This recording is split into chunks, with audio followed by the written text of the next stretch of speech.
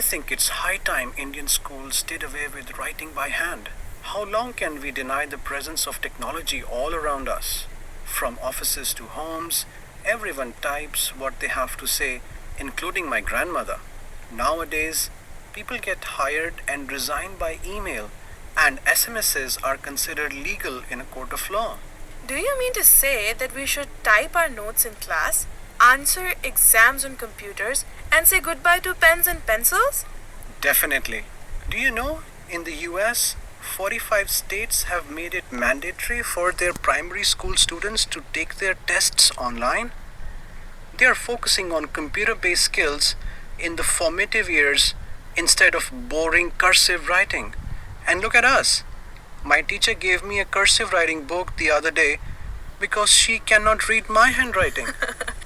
She really wants you to improve your handwriting, huh? What difference is it going to make to me? Many colleges now require assignments to be typed rather than handwritten. Even formal communication with professors is conducted by email, and online study groups help students with reading and research.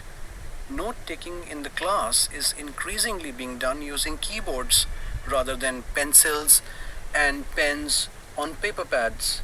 And in my daily life, whenever I need to contact someone, I either send them an SMS or an email. I don't see how that's going to change anytime soon. Personally, I prefer to write letters by hand every now and then, using a fountain pen. I think they add a personal touch to the message in a way that no emoticons can. Everybody has a unique way of writing that helps us know a person very intimately.